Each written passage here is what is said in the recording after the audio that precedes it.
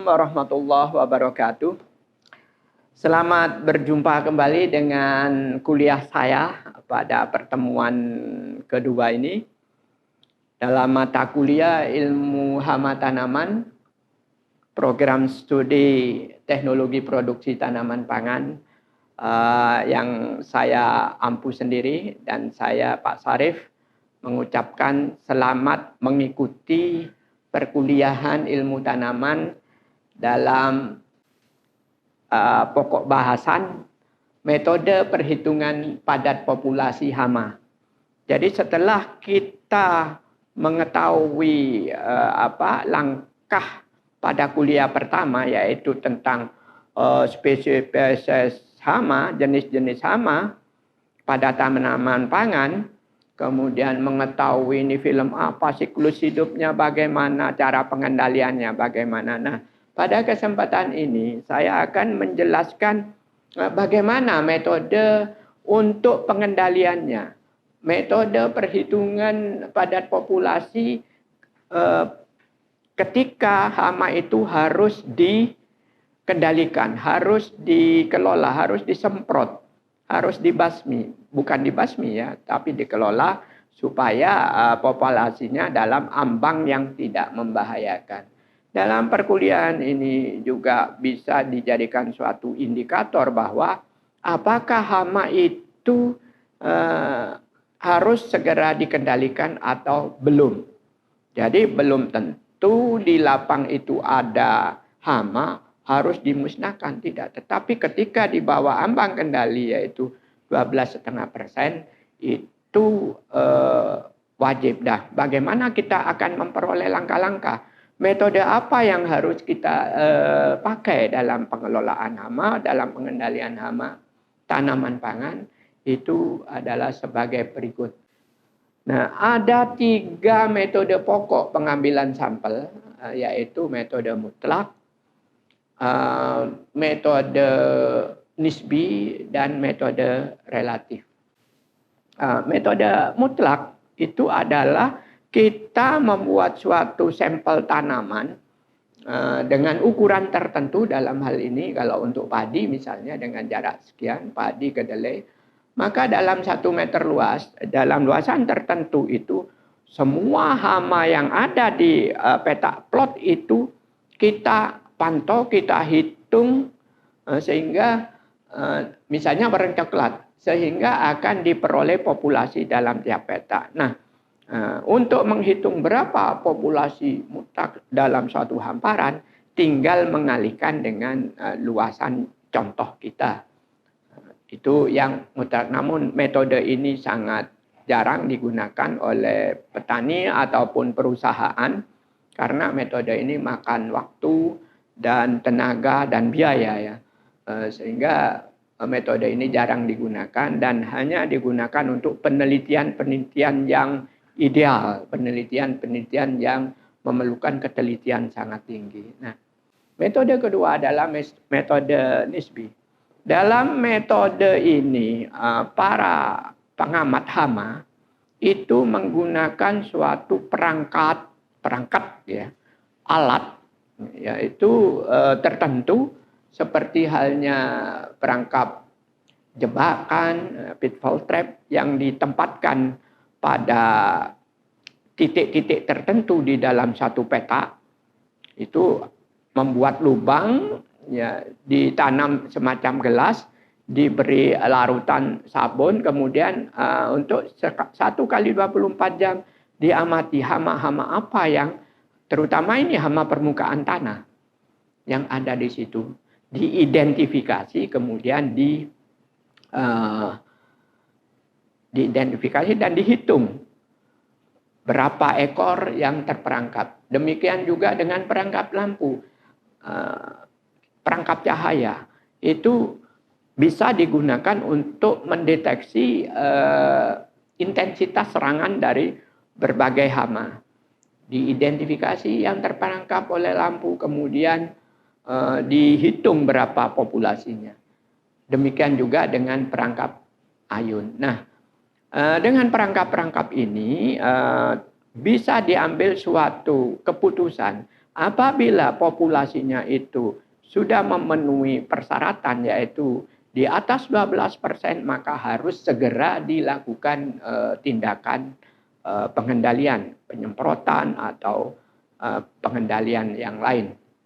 Kemudian metode yang ketiga itu indeks populasi. Pada metode ini menggunakan rumus. Jadi tidak menggunakan alat perangkap, tidak menggunakan petaan dan sebagainya, tetapi mengambil sampel populasi dari tanaman, yaitu biasanya yang dihalalkan itu, yang dibolehkan itu adalah 5% sampai 10%. Semakin banyak, semakin tinggi persentase sampel itu, semakin bagus hasilnya. Nah, bagaimana cara untuk menghitung atau menggunakan indeks populasi ini?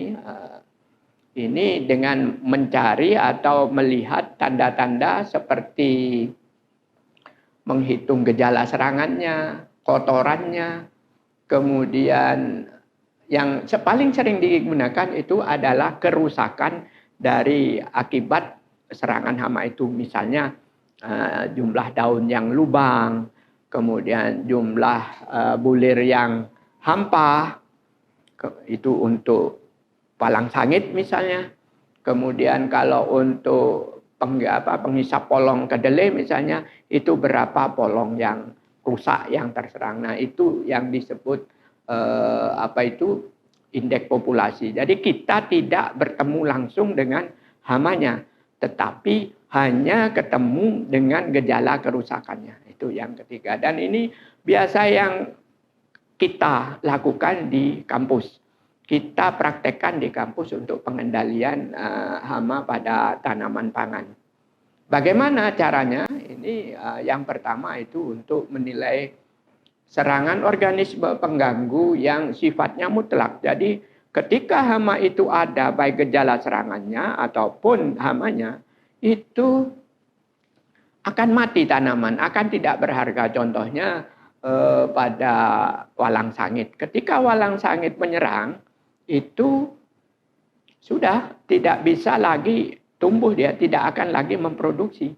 Maka kita gunakan dengan rumus ya, formula intensitas serangan, yaitu A per B kali 100%, yaitu banyaknya tanaman atau bagian tanaman yang terserang. Jadi misalnya ini pada yang mutlak itu hampa oleh serangan walang sangit misalnya, dengan ciri-ciri ada bintik hitam dan sebagainya yang di pada bulir masak susu itu akibat tusukan dari walang sangit. Kemudian malai akan mati. Jadi di situ antara yang terserang dengan seluruh bulir dengan seluruh malai itu dibagi ya. Jadi A itu adalah yang terserang, kemudian B yang bulir malai keseluruhan, maka akan diperoleh hasil dari intensitas serangan rata-rata dari 50 sampel misalnya. Tergantung populasinya ya. Kalau 5% dari sekian ribu, maka dia akan ketemu bukan hanya 50 tanaman, tetapi 5% atau sampai dengan 10% populasi padi. Itu untuk yang hama mutlak. Artinya hama-hama yang menimbulkan kerusakan fatal. Jadi kalau orang itu, hama ini ibaratnya itu semacam sakit jantung, sakit hepatitis. Kena itu yang lagi ngetren sekarang, virus corona itu pakai rumus ini. Jadi kenapa pakai itu mutlak? Karena ketika terserang pasti matinya. Ya, artinya paling tidak peluang untuk mati sangat besar. Lain halnya dengan yang kerusakan bervariasi.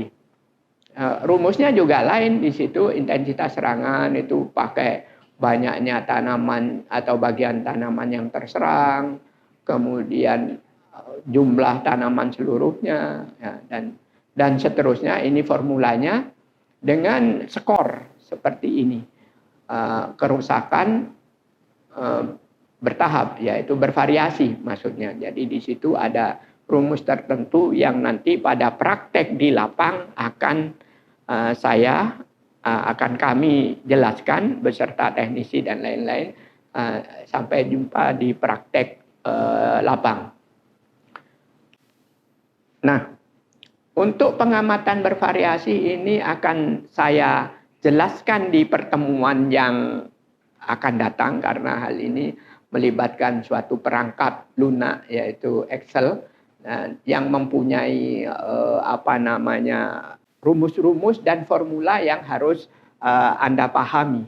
Maka dari itu dalam kesempatan ini saya batasi hanya pada teknik pengamatannya. Namun demikian bukan hanya pengamatan bervariasi yang akan dipraktekkan, tetapi dari ketiga macam metode pengamatan intensitas penyakit yang sudah saya jelaskan tadi di atas akan kita lakukan praktikum di lapang pada tanaman sesungguhnya, yaitu padi, kedelai, dan jagung. Nah itu bagaimana nanti cara-cara formulasinya itu nanti akan kita jumpa pada perkuliahan dan praktek. Oh ya, perlu saya ingatkan bahwa dalam bervariasi ini hanya dilakukan pada tanaman-tanaman yang terserang pada serangan hama yang sifatnya tidak mematikan secara langsung, misalnya ulat pemakan daun, kemudian belalang, penghisap daun, nah itu yang tidak bisa mematikan secara frontal. Ya, kalau itu pada hama atau penyakit manusia itu seperti panu, kemudian kadas, koreng, seperti itu. Jadi rumus dan hal-hal yang diperhatikan seperti ini.